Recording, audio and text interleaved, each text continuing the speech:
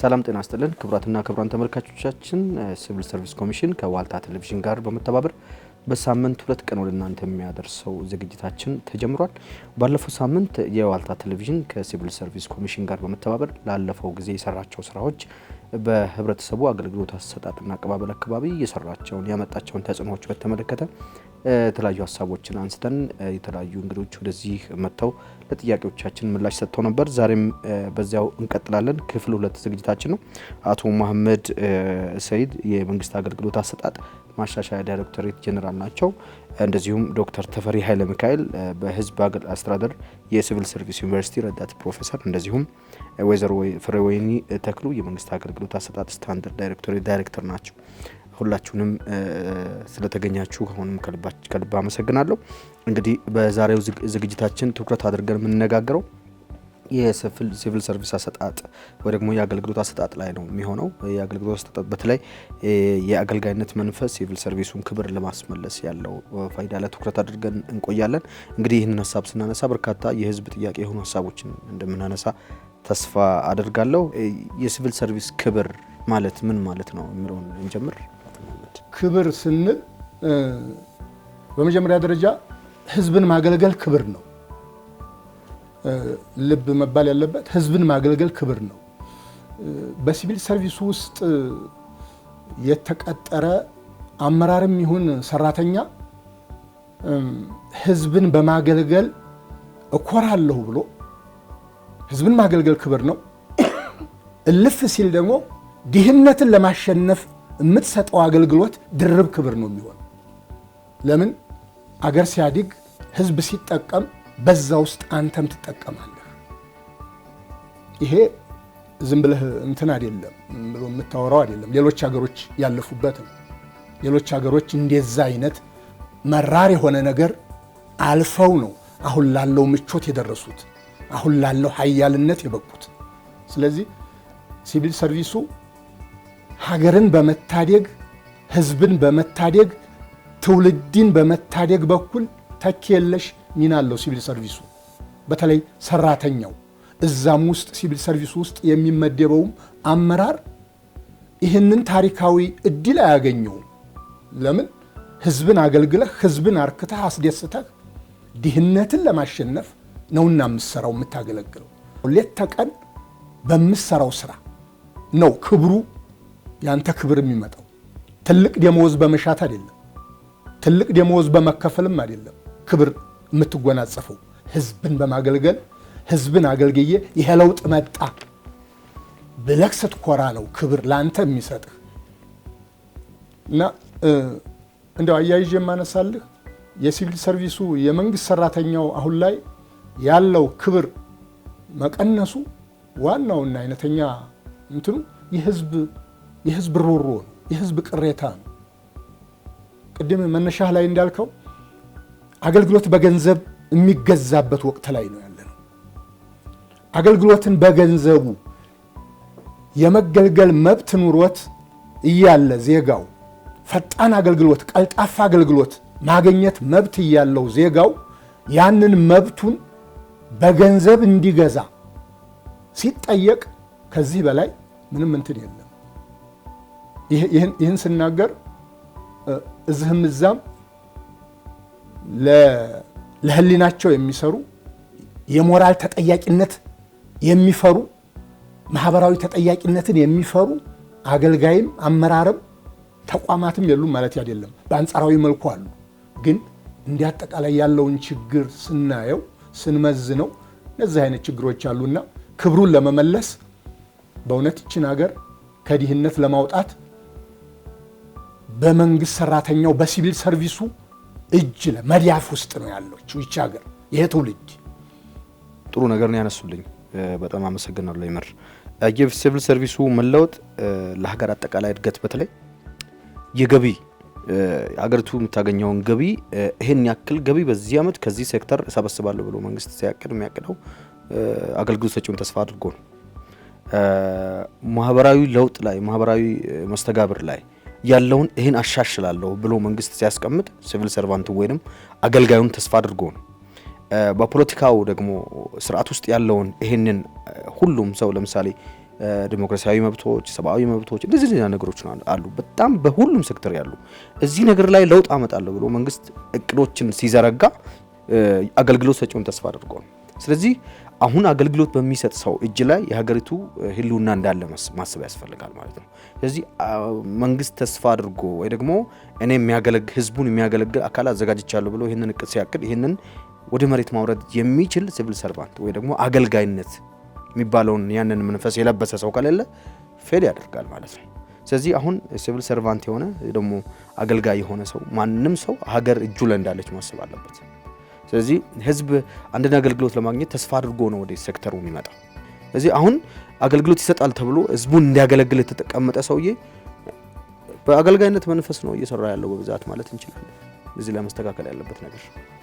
እሺ አመሰግናለሁ። ያው እንግዲህ የሲቪል ሰርቪስ ክብር ስንል በዋነኛነት የአገልጋይነት መንፈስ ማለት ነው። የአገልጋይነት መንፈስ የሌለው ማንኛውም ሲቪል ሰርቫንት የሲቪል ሰርቪሱን ክብር ሊያስመልስ አይችልም። ይሄ የሲቪል ሰርቪስ ክብር ደግሞ የሚመጣው በስራ ነው። ስራ ላይ ትኩረት ስናደርግ ክብሩ ራሱ ይመጣል። ክብሩን የሚሰጠው ደግሞ ማነው? ማህበረሰቡ ራሱ ነው። ምንን መነሻ አድርጎ? የሚሰራውን ስራ መነሻ አድርጎ።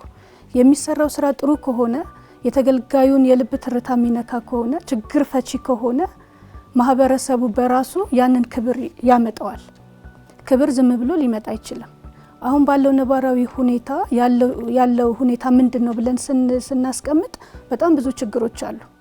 የሲቪል ሰርቪሱን ክብር የሚቀንሱ ሲቪል ሰርቪስ መሆን ለዚህ ከሆነ ቢቀር ይሻላል እስከመባል የሚያደርሱ በተለያዩ የመንግስት ተቋማትም ሆነ አገልግሎት ሰጪ ተቋማት ላይ ያለው የስራ እንቅስቃሴ የወረደበት ወይም የደበዘዘበት፣ ተገልጋዩ በሚፈልገው ልክ አገልግሎት የማያገኝበት፣ ሮሮና ጩኸት የሚበዛበት፣ ያ የሆነው ለምንድን ነው ስንል ትኩረት ካለ መስጠትና የአገልጋይነት መንፈስ ከጊዜ ወደ ጊዜ እየወረደ በመምጣቱ ነው። ይሄም ደግሞ ምንን ያስከትላል? ፕሮዳክቲቭ እንዳንሆን ያደርገናል። የሆነ አካል ይኖራል። ያ የሆነ አካል ለተቀመጠበት ስራ ወይም ደግሞ ለሚሰራው ለወሰነው ውሳኔ ሙሉ በሙሉ ተጠያቂ የማይሆንበት ሁኔታ ካለ ሁሉም ያንን አርአያ እየያዘ ነው የሚሄደው። ስራው ላይ ትኩረት አያደርግም፣ ፕሮዳክቲቭ አይሆንም፣ የሚፈለገውን የህዝብ እርካታ ማምጣት አይቻልም። ስለዚህ እንደዚህ አይነት ነገሮች አሉ። አሁን በተጨባጭ በተለያዩ የመንግስት አገልግሎት ሰጪ ተቋማት ላይ ማህበረሰቡ ሮሮ ሲያነሳ ይሰማል። እኛም አገልግሎት የምንሰጥ አካላት ሌላ ተቋም ላይ አገልግሎት ተቀባይ ሆነን ደግሞ እንሄዳለን። ያንን አገልግሎት ተቀባይ ሆነን ስንሄድ የሚያጋጥመን እንደዚህ አይነት ችግር ነው። ስለዚህ የት ቦታ ላይ ነው መፈታት ያለበት የሚለው ትኩረት መሰጠት አለበት። የሲቪል ሰርቪሱ እንዳጠቃላይ ኢሜጁ መቀየር ካለበት፣ ወደ ስርዓት መግባት ካለበት አጠቃላይ የአካሄዱ መስተካከል መቻል አለበት። እዛ ቦታ ላይ የተቀመጠው አገልጋይ ሆኖ የተቀመጠው ኃላፊ ወይም ደግሞ ውሳኔ ሰጪ አካል ምን አይነት ሚና እየተጫወተ ነው ያለው? ሌሎቹንስ እስከታች ያሉትን በደረጃው ያሉትን ኃላፊዎች፣ ባለሙያዎች እንዴት እየመራ ነው ያለው? እንዴት ነው ስራውን እየተከታተለ ያለው? የሚመጡ የህዝብ ቅሬታዎችን፣ አቤቱታዎችን እንዴት ነው እየፈታ ያለው? እንዴት ነው ምላሽ እየሰጠ ያለው የሚለውን ነገር ትኩረት ተሰጥቶ የሚሰራበት ሁኔታ መኖር አለበት። ይሄ በሌለበት ሁኔታ ግን የሲቪል ሰርቪሱን ኢሜጅ መመለስ በጣም አስቸጋሪ ነው የሚሆነው። አሁን በተለያዩ ቦታዎች ላይ እንደተባለው አንድ ሰው አገልግሎት ለማግኘት ወደ አንድ ተቋም ሲሄድ በቀጥታ አገልግሎቱን እንዲገዛ ነው የሚጠየቀው።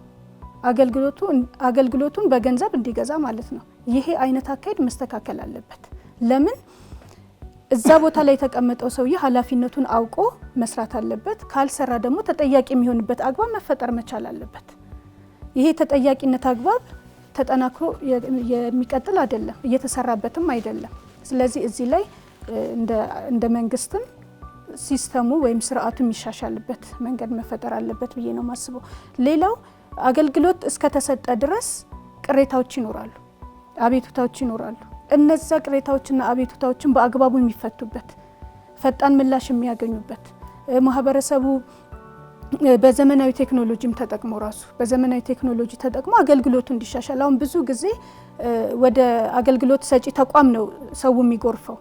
ነገር ግን የአገልግሎት አሰጣጡ በራሱ መሻሻል መቻል አለበት።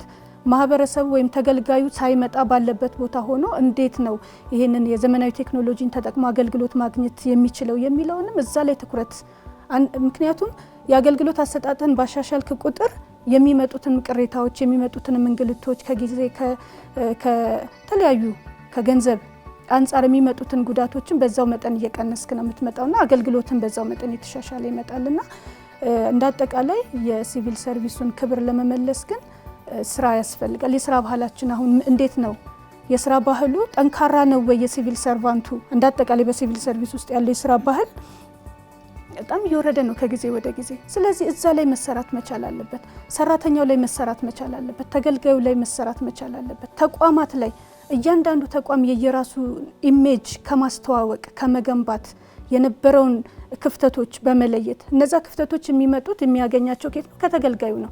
ከተገልጋዩ በሚመጡ አስተያየቶች፣ ጥያቄዎች፣ ጥቆማዎች እነዛን የሚመጡ ጥያቄዎች፣ ጥቆማዎች የተለያዩ ነገሮች ችላ ሳይል እዛ ላይ ትኩረት ሰጥቶ እነዛን ክፍተቶች በመሙላት እንደገና አንዱ ስቴፕ ባይ ስቴፕ ደግሞ እያየ በማስተካከል እርምጃ በመውሰድ እንደዚህ አይነት ነገሮችን በማድረግ ክብሩን ማስመለስ ይችላል።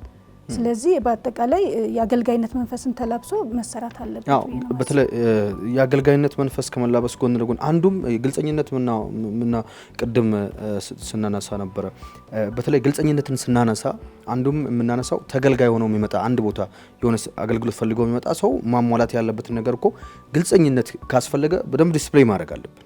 ይሄን አገልግሎት የምትፈልግ አካል ይሄን አሟላ ብሎ ሰውየውን ኮንታክት ሳያደርገው ሄዶ ሳያናግረው በትክክል ተለጥፎ ሊያነብ በሚችልበት ቦታ ሊመለከተው በሚችልበት ቦታ ቢቀመጥ ሰውየው የሚያስፈልገውን አገልግሎት ለማግኘት ይሄን አሟልቶ መምጣት አያቅተውም ማለት ነው። አንዳንድ ቦታ የሚደረገው ምንድነው ቢዚ በመሆን ሰውየው በቃ ተፈሪ ነው ገና የሆነ አገልግሎት ለማግኘት ቤት ቁጭ ብለን አስበን ተክዘን ነው የምንሄደው። ሰውየው አይገኝም እንባላለን። ራሱን ቢዚ በማድረግ የተለያዩ ጉዳዮች ጋር በመነካካት ራሳቸውን ቢዚ የሚያደርጉ መስሪያ ቤት ሰራተኞች አሉ። በቃ ያንንም ይህንንም ይይዛሉ። በቃ አገልግሎቱን በተገቢው ሰዓትና በተፈለገው ሰዓት አይሰጡም። በዚህ ተፈሪነት የሚገኝ የሚመስላቸው በዚህ በቃ እሱ ወሳኝ እኮ ነው ቁልፍ ሰው ነው እንዲባል የሚፈልግ አይነት አሰራር አንዳንድ ቦታ ላይ በጣም ይታያልና ከዚህ አንፃር ነው በደንብ እንድናነሳ ይፈልግ ነው። በተለይ ዶክተር ቢያነሱልኝ ጥሩ ነው ብዬ ማስበው ምንድነው አገልጋይ ሊላበሰው የሚገባው ስነ ምግባር ሊላበሰው የሚገባው መንፈስ ምን አይነት መንፈስ ነው የሚለው ነገር ላይ በደንብ መነጋገር አለብን። ስታንዳርድም ስላለው ጭምር አሁን ያወራን ያለ ነው አገልጋይነት ስሜት ነው ያለቅነት ስሜት ነው እየተሰማን ያለው ነው ያወራን ያለ ነው። ለዚህ ስለሆነ ምን አይነት ስብዕና ነው መላበስ ያለበት? ልክ ነው። አዎ ያነሳችሁት ይሄ የተነሳው በጣም ከባድ እንዲህ በቀላሉ የሚመለሳል ለማግኘት ሴሽን ሰፋ ያለ ጊዜ ይጠይቃል። ግን አጠር ለማድረግ ምንድነው ከመሰረቱ ማየት ነው። አሁን የአገልጋይነት ስሜት ወይም ደግሞ አገልግሎት ክብር መመለስ የሲቪል ሰርቪሱ ሲባል ሲቪል ሰርቪሱን ክብር መመለስ ክብሩ ወርዷል ወይ ነው የሚለው ጥያቄ ነው። ክብሩ ከወረደ ነው ተመለሰው ወርዷል የሚለው ላይ ከተስማማን መመለሱ ላይ እንሰራለን ማለት ነው። ግን መጀመሪያ ነገር ቅድም እዚህ እንደተናገሩት ጓደኞች ሲቪል ሰርቪሱ የመንግስት ዋነኛ አካል ነው፣ ዋነኛ መገለጫ ነው። እንደዛ ስንል ግን አገልግሎት ይሰጣሉ ወደ ምን ይወስደናል? መንግስት እንዴት ሊመሰረት መንግስት ለምንድን ነው የተመሰረተው? ማን የመሰረተው ወደሚሉት ሄዳለ። የመንግስት ባለቤት ማን ነው ወደሚሉት ሄዳለ። መንግስት የመሰረተው ህዝቡ ነው። ህዝቡ መንግስትን የመሰረተበት ዝም ብሎ አይደለም፣ ምክንያት አለው።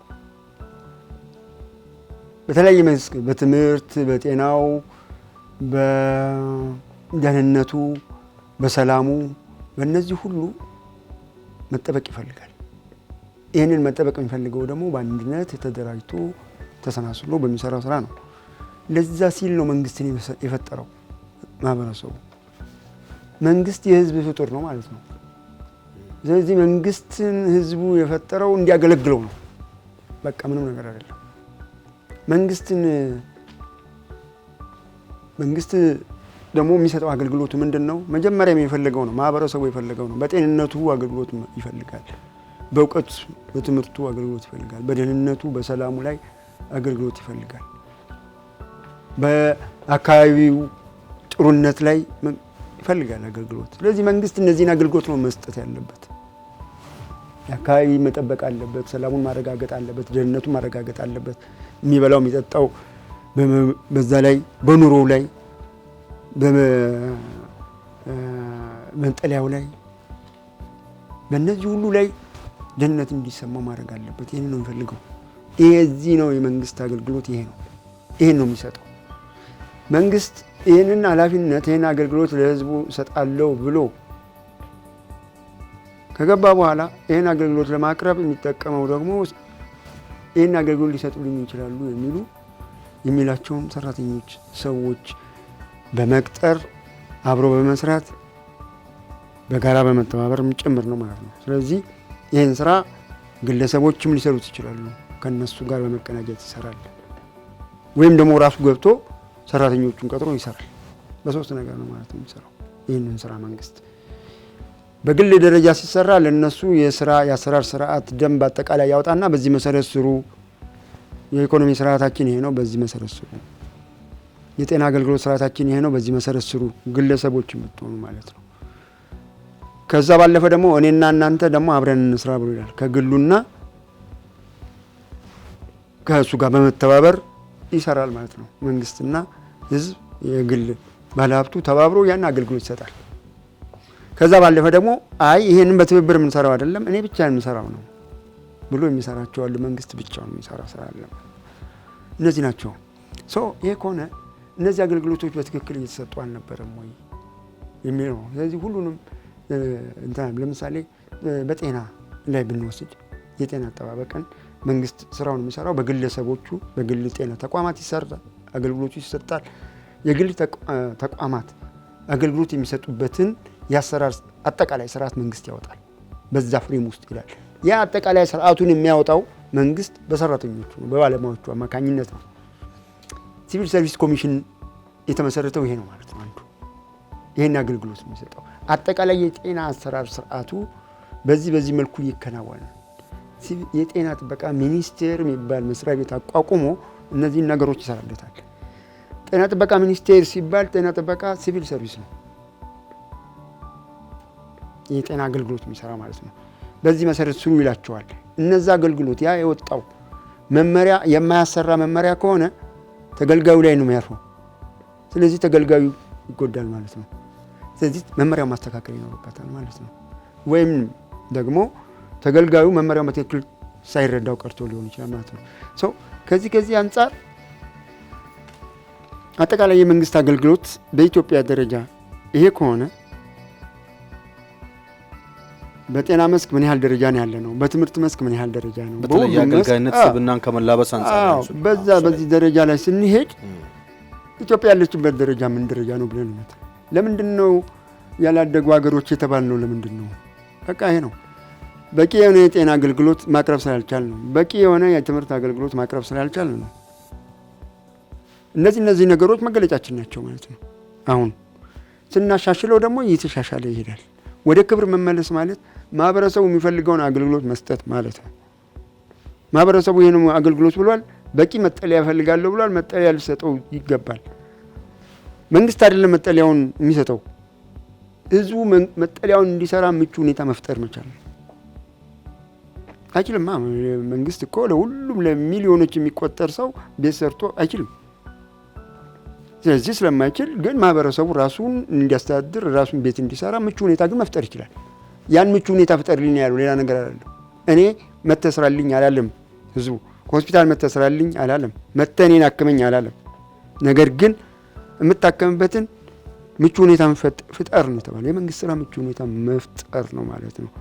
ምቹ ሁኔታ ከአሰራር ስርዓት አንጻር ነው። መመሪያ ህግና ደንብ ነው። በዛ መሰረት ደግሞ መሄድ መንቀሳቀስ ነው። ስለዚህ ያወጣነው መንግስት የሚያወጣቸው ህጎች በትክክል ማህበረሰቡን ያገናዘቡ መመሪያዎች ናቸው ወይ? የማህበረሰቡን ችሎታ የማህበረሰቡን ፈቃደኝነት ያገናዘቡ ናቸው ወይ? አንዱ ጥያቄ ነው። የመንግስት አገልግሎት የሚጠየቅበት ነገር ያ ነው ማለት ነው። ሁለተኛ አገልግሎት ሰጪ ተቋማትን በትክክል ሄዶ ይከታተላሉ ወይ? ይቆጣጠራሉ ወይ? የሚጎልባቸውን ነገር ያሟላላቸዋል ወይ? ይሄ ሁለተኛው ነገር ነው። መመሪያ ያወጣል። ያን መመሪያ የሚተገብሩትን ሰዎች ይከታተላል። ከዛ በኋላ ደግሞ ተገልጋዩ እንዴት ነው አሁን የሰጠው መመሪያ አገልግሎት ጥሩ ነው ጥሩ አይደለም ብሎ ይጠይቃል ማለት ነው። ከዛ በመነሳት እንደዚህ ነው። ስለዚህ ወደ ነበረ ክብሩ የሚመለሰው ምክንያቱም ወደ ነበረ ክብር መመለስ ማለት ያደጋገር መሆን ማለት ነው። ሌላ ነገር አይደለም። ስታድግ ነው ክብር የሚኖር። ዘመናዊ ወቅታዊ ተቀላጠፈ አገልግሎት መስጠት አዎ ያንን ካልቻልክ ተገቢውን አገልግሎት መስጠት መቻል ነው። በቃ ያንን ካልቻልክ ወደ ክብር የሚባል ነገር ያለው ምክንያቱም አገልጋይ ነው የሚያከብር ማን ነው? ክብር እኮ የሚያከብር ተገልጋዩ ነው። ተገልጋዩ የሚያከብር ደግሞ ይህን ስታደርግለት ነው። ይህን ካላደረክለት ወደ ክብር መቼም የምትመለሰው ያ ነው ስሩ። በጣም ጥሩ። ምናልባት አቶ መሐመድ እዚህ ላይ ቢያክሉልኝ ብዬ ማስበው አንድ መመሪያ ወይም አሰራር ሲወርድ ያንን መመሪያና አሰራር ሊሸከመው ደግሞ ወይ ተግባራዊ ሊያደርገው የሚችል አካል በሰለጠነበት ሙያ ነው የሚቀጠረው በመጀመሪያ ደረጃ። ያንን የሰለጠነበትን ሙያ ተከትሎ የወጣውን መመሪያ ተግባራዊ ማድረግ ይችላል እውቀቱ አለው ተብሎ ስለሚታሰብ ማለት ነው። የሚሰራው ሌላ ስብናው ሌላ ይሆንብናል። ሰውየው በቃ ጉራማይሌ ይሆናል። ማድረግ የሚችለውን መፈጸም የሚችለውን ነገር የማይፈጽሙባቸው በተለይ ስነ ምግባሩን መላበስ ያንን መምሰል የሚባለው ነገር ላይ ነው በደንብ እንድታነሱልኝ የፈለኩትና ሰዓታችንንም ለመጠቀም በተለይ ተገቢውን አገልግሎት እየሰጠ ነው ወይ ሲቪል ሰርቫንቱ ከወረደለት መመሪያና ከተሰጠው ኃላፊነት አንፃር በትክክል እንዲከበር የሚያደርገው ያንን መፈጸሙ ስለሆነ ስለዚህ ከዚህ አንፃር ስብናን ከመላበስ አንፃር እንዴት ነው ማገልገል ያለብን እንዴት ነው መስራት ያለብን የሚለው ነገር ላይ የመጨረሻ ለርሶ እድል ውስጥ ከነሳው ክብሩ ላይ ስብናው ላይ አንድ መጨመር የምፈልገው ቀደም ሲል ዶክተር እንዳነሳው ክብር ህዝብን ዝቅ ብሎ በማገልገል ነው የሚመጣው። አንድ ምሳሌ ላንሳ ጊዜ ካልወሰድኩ። ትናንት ያከበርነው የአድዋ ድል እኮ አባቶቻችን አያቶቻችን አሁን ያለው ጄኔሬሽን በባርነት እንዳይኖር ብለው የከፈሉት መስዋዕትነት እኮ ነው። የአሁኑም ትውልድ እኮ ይችን ሀገር ከድህነት ለማውጣት ብሎ ያ ነው ክብር ማለት ዝንተ ዓለም ሲወሳ የሚኖር ክብር ይችን ሀገር ከድህነት መንጭቆ በማውጣት የሚገኝ ክብር ነው። ያን ለማድረግ ደግሞ በተሟላ ስብዕናና ህዝብን ዝቅ ብለህ ለህዝብ ክብር ሰጥተህ የሚገባውን በመስጠት የህዝብ እርካታ ስትፈጥር ነው። በመጨረሻም የምታገኘው ነገር ምንድን ነው? እድገት ነው። ከእድገቱ ደግሞ አንተም እኔም ተቋዳሽ ነን። ሁላችንም በምንከፍለው መስዋዕትነት ሁላችንም ድርሻ አለን። ድርሻ የምርቱ ተቋዳሽ ነን። ስለዚህ ክብር ስንል ከዚህ ነው የሚመነጨው። ሌላው ማነሳልህ ምንድን ነው ሲቪል ሰርቫንቱ ወይም የመንግስት ሰራተኛው እዚህ ሲቪል ሰርቪስ ውስጥ ሲገባ ህዝብን ለማገልገል ቆርጦ ነው፣ ቃለ መሐላ ፈጽሞ ነው።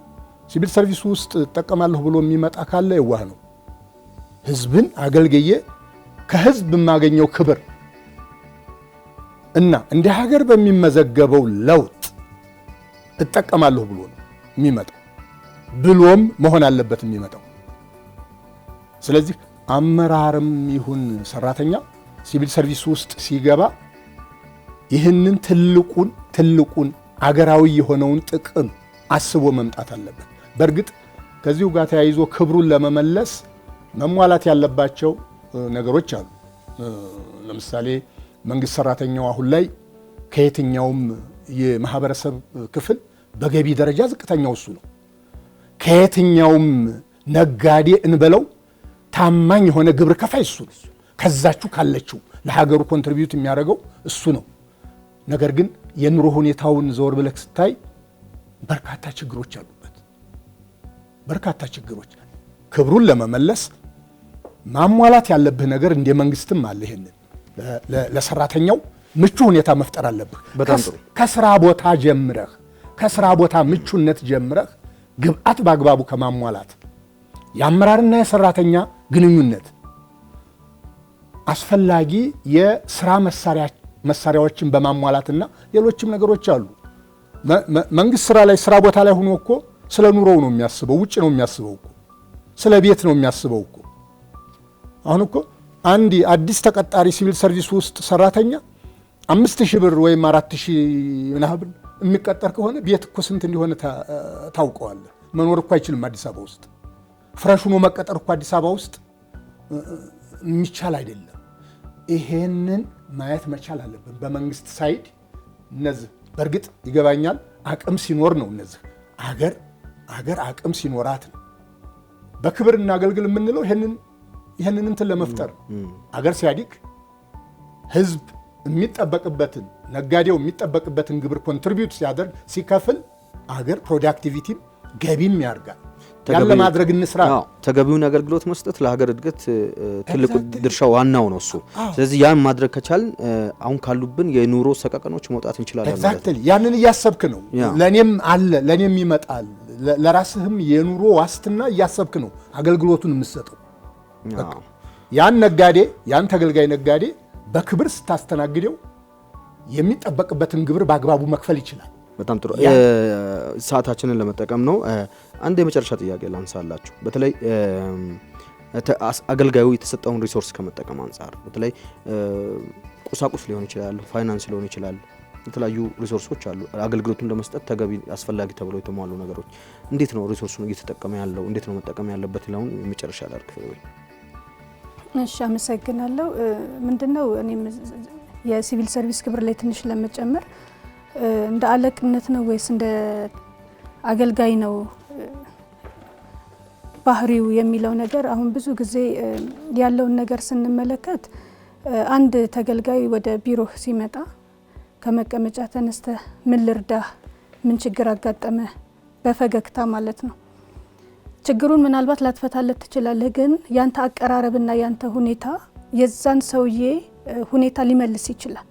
ንዴት ተናዶ ሊሆን ይችላል የመጣው፣ አዝኖ ሊሆን ይችላል፣ በብዙ ውጣ ውረዶች ውስጥ ሊሆን ይችላል የመጣው እና የዛ አገልጋይ አቀባበል ሁኔታ፣ ፈገግታ ምናልባትም እንኳን ችግሩ ባይፈታለት ልክ እንደተፈታለትም ቆጥሮ የሚሄድበት ሁኔታም ሊኖር ይችላል። ስለዚህ እንደዚህ አይነት ሁኔታ መኖር አለበት። አንዳንድ ቦታ ቀና ብለውም አያዩም። እንዳለ ድርድር ብለው ተሰብስበው አንቺ ባለ ጉዳይ ሆነሽ ገብተሽ እንዲህ ለማየት ሁሉ ፈቃደኛ አይደሉም። አንዳንዶቹ ደግሞ በቀጠሮ ዛሬ አናስተናግድም የሚሉም አሉና እንደዛ አይነት ሁኔታ መስተካከል አለበት ብዬ ነው ማስበው። እንዳጠቃላይ ያለው እንትን ጥሩ ስላልሆነ ማለት ነው። ሌላው ደግሞ በዚህኛውም ሳይድ ደግሞ ስታይ በአገልጋዩም በኩል ስታይ የመቀዛቀዝ ይሄ የስራ መንፈስ ተነሳሽነት ማጣት እነዚህ አይነት ነገሮች አሉ። ምንድነው መንስኤው ብሎ ራሱ ያንንም ራሱ የማጥናት ለምንድነው የአገልጋይነት መንፈስ ከጊዜ ወደ ጊዜ እየቀነሰ የመጣው? እንደተባለው ብዙ ምክንያቶች ሊኖሩ ይችላሉ። ከኑሮ ውድነት ጋር፣ ከደሞዝ ማነስ ጋር፣ ምቹ ሁኔታዎች ካለመፈጠራቸው ጋር ተያይዞ የሰራተኛውን የተነሳሽነት መንፈስ የአገልጋይነት መንፈስ ከጊዜ ወደ ጊዜ እየሸረሸረው የመጣው ነገር ምንድነው የሚለውን ነገር ራሱ አይቶ በዛኛውም በዚህኛውም ሳይድ ያለውን ነገር ማስተካከል ተገቢ ነው ብዬ ነው ማስበው። ወደ ሪሶርሱ ያው እንግዲህ የመንግስት ሪሶርስ ለመንግስት ስራ መዋል አለበት ተብሎ ነው የሚታሰበው። በዛው ልክ እያንዳንዱም ኃላፊም ሆነ ባለሙያ በየደረጃው በእጁ ላይ የገባውን ሪሶርስ በገንዘብም ሊሆን ይችላል በቁሳቁስ ያንን በአግባቡ ወደ ተግባር ወደ ስራ ሊቆጠርና ሊታይ በሚችል መልኩ የመቀየርና የማገልገል ኃላፊነት አለበት ብዬ አስባለሁ። ያንንም ደግሞ በተጠያቂነትና ስርዓት ባለው አግባብ ሊታይና ሊመረመር በሚችልበት ሁኔታ ያንን ወደ ስራ መቀየር መቻል አለበት። አንድ ገንዘብ ተሰጥቶ ያንን ገንዘብ ሳትጠቀም ያ ስራ ሳይሰራ መቅረት የለበትም። በተገቢው መንገድ በተገቢው ጊዜ ለተገቢው ስራ የተበጀተው በጀት ወይም ደግሞ የተሰጠው ቁሳቁስ ሊሆን ይችላል ሌላም ነገር በአግባቡ ስራ ላይ መዋል አለበት ብዬ አስባለሁ። እንደ መንግስትም ይሄ ነው መሆን ያለበት ብዬ ነው ማስበው። በጣም አመሰግናለሁ። እንግዲህ ላለፈው 2 ክፍል ከናንተ ጋር የነበረን ቆይታ በዚሁ አጠቃልናል ማለት ነው። አቶ መሐመድ ሰይድ የመንግስት አገልግሎት አሰጣጥ ማሻሻያ ዳይሬክቶሬት ጄኔራል ናቸው። ዶክተር ተፈሪ ኃይለ ሚካኤል በህዝብ አስተዳደር የሲቪል ሰርቪስ ዩኒቨርሲቲ ረዳት ፕሮፌሰር፣ እንደዚሁም ወይዘሮ ፍሬወይኒ ተክሉ የመንግስት አገልግሎት አሰጣጥ ስታንዳርድ ዳይሬክቶሬት ዳይሬክተር፣ ሶስታችሁንም ላነሳችሁልን ሁሉ ሀሳብ ከልብ አመሰግናለሁ በተመልካቾቻችን ስም። ተመልካቾቻችን ለ2 ተከታታይ ክፍሎች ወደ እናንተ ስናደርስ የነበረው ዝግጅታችን በዚህ ተጠናቋል ማለት ነው። አብራችሁን ስለነበራችሁ ከልብ እናመሰግናለን። በቀጣይ ሳምንት በሌላ ዝግጅት ከናንተ ጋር የምንገናኝ ይሆናል። መልካም ሳምንት።